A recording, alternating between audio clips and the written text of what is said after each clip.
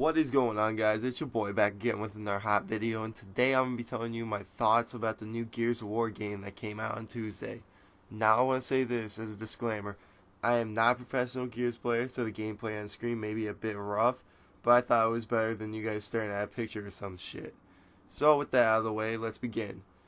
Alright, so the campaign, Gears of War campaign, takes place 25 years after the end of Gears of War 3. If you remember Gears of War 3, Adam Phoenix has set up a machine that can destroy the Locust and the Lambent, and so Marcus and his team of Cole, Baird, Sam, and Anya go to the island with the fucking hurricane around it, basically. I can't remember what its name was. And help Adam Phoenix finish the device, and they wipe out the Locust and kill the queen of the Locusts, Mira. So this takes place 25 years after that. You play as Marcus's son, JD Phoenix, who is on the run from the COG, along with his two buddies, Cade and Dell. And the main plot of the game is that the village is away from the COG because the COG has done some fucked up shit. So the village decides to separate itself from the rest of society and start living on their own. To do that, they need technology for reinforcements and defenses and all that. So they are like scavengers that go into old COG settlements, I'm pretty sure they're called, and take these things called fabricators, which you do use in horde mode to set up defenses, buy weapons, and all that. So they need it for security, basically. But one night, as soon as they get that shit done, mysterious creatures come out of nowhere and start taking their friends and family, including the main plot, which is taking Kate's mother for no reason at all until we find out later in the game. The game is gorgeous. Flat out, probably one of the best games I have seen on Xbox. Probably actually on par with Witcher 3. Not joking. This game is fucking beautiful when it comes to like its scenery in the campaign. Now it's not 60 FPS. It's more of a 30-40 then, because they were in to show off the technology and all that. So that's not 60 FPS, but the multiplayer is, and I'll get into the multiplayer in a minute. Back to the graphics, the attention to detail is on par with Mafia 2 or Witcher 3, GTA 5. The game is fucking beautiful. I seriously, just on a technical standpoint, I recommend people playing it just on that.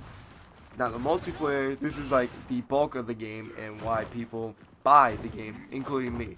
I buy it also for the campaign, but the multiplayer is what keeps me playing it. When it was announced that Gears of War was going to be taking, or when the Coalition was taking Gears of War back into Microsoft's hands, many people, including me, were skeptical that they could create the great moments and the memorable, the funny, the clutch moments that Gears of War's multiplayer brings. But now that I've had a few days to play the multiplayer, I can safely say the Coalition has done. They have created as good of a game as much as Gears of War 3. Really, the multiplayer is a more redefined version of Gears of War 3. Excuse me. You have 3 different playlists to play. You have Social Quick Play, which is not ranked. You can just jump in and play with no consequences. You can quit early. Like it's like your stereotypical multiplayer shooter. Quit early, no consequences. You don't have to worry about anything. You get in the core, that's where most of the playlists are. You have Team Deathmatch into that. You have Dodgeball, which is my personal favorite. I'll get back into Dodgeball. King of the Hill, Execution, a new game mode called Arms Race, which is basically gun game from Call of Duty. And there's another game mode on there. I can't remember what it is, though. I'll have to look it up. But back to Dodgeball. Dodgeball is one of the new game modes, including Arms Race and another one that we'll get to later on. But Dodgeball is probably my favorite of the playlist. It's essentially like the game. 5v5. You die. You wait for your teammate to kill the enemy. Gives it a couple seconds. You respawn, and he's out for the until he can or his teammates can kill someone and bring him in. So it's a battle of attrition, and the first team to eliminate the enemy's lives wins the round. And it goes up to 4 rounds that you need to win.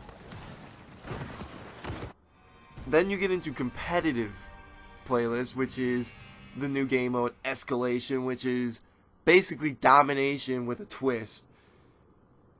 The twist is the losing round, or losing team on each round, gets to place the power weapon where they want. So they can put it in the middle, closer to them, up on the hill, underneath, wherever they want. It's their choosing. And they get to choose which kind of power weapon too. So it could be frag grenade, long shot, boom shot, the new weapons, drop shot, buzzsaw.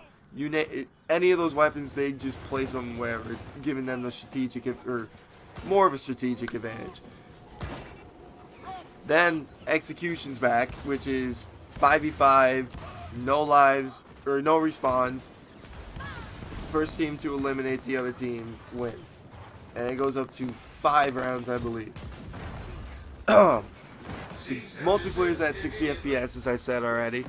And it plays really well.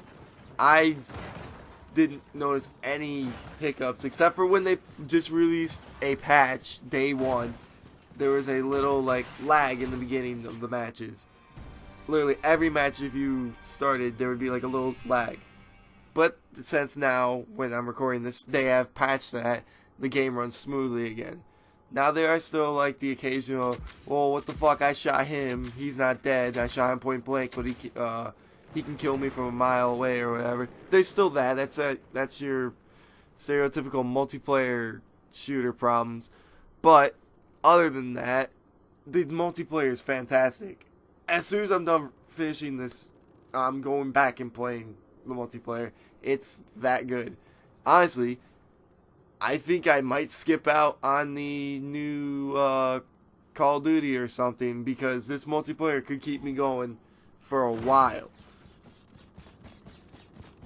After the campaign and multiplayer, there is also Horde mode. Now, unfortunately, I haven't played much of Horde mode, but from what I know, it goes up to wave 50. Each 10 rounds is a boss, a mini boss. So, like, I believe the first one starts out, you have the little, the new animals called pouncers. Goes from that to stalkers. And then it keeps bouncing up, and then at the end there's going to be like 10 of each with probably 3 carriers. You also start off with the Fabricator, and the Fabricator is used to build your defenses, upgrade buy weapons, upgrade your defenses, and it kind of carries over from what Judgment had, and each player has like a certain role. You have the Assault, the Scout, the Medic, and I think Demo Man or Demolition. I can't remember what the other one is. Like I said, I haven't played much of Horde mode. But from what I hear, Horde mode is great.